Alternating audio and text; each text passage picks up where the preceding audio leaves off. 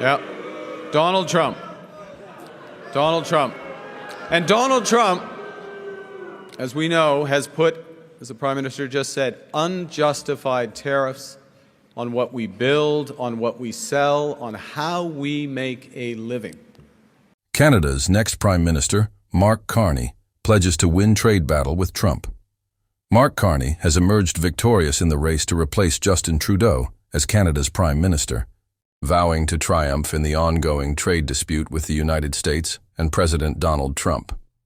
The former head of both the Bank of Canada and the Bank of England secured a landslide victory over 3 competitors in the Liberal Party's leadership. In his victory speech, Carney, 59, strongly criticized Trump, who has imposed tariffs on Canada and even suggested incorporating the country as the 51st U.S. state. "Let there be no doubt," Carney declared. "When it comes to trade, just like in hockey, Canada will come out on top." Carney is set to be sworn in within days and will lead the Liberals into the next general election, which may be announced in the coming weeks. Notably, Carney has never previously held elected office. The Liberal leadership race commenced in January, following Trudeau's resignation after nearly a decade in power.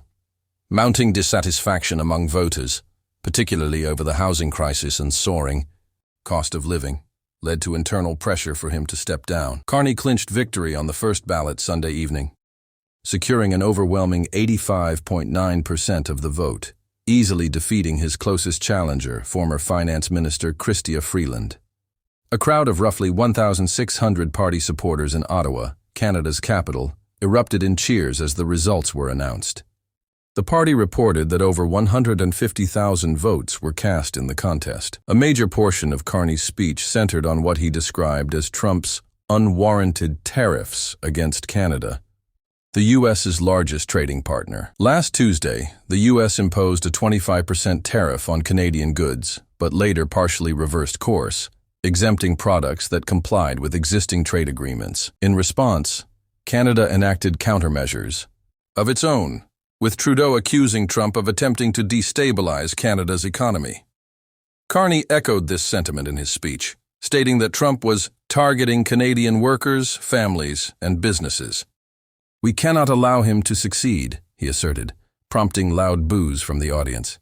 He further vowed that his administration would maintain tariffs on U.S. imports until the Americans treat us with the respect we deserve. Given that Canada's economy is heavily reliant on trade with the U.S., a full imposition of Trump's threatened tariffs could push the country toward a recession. "I understand these are challenging times," Carney said.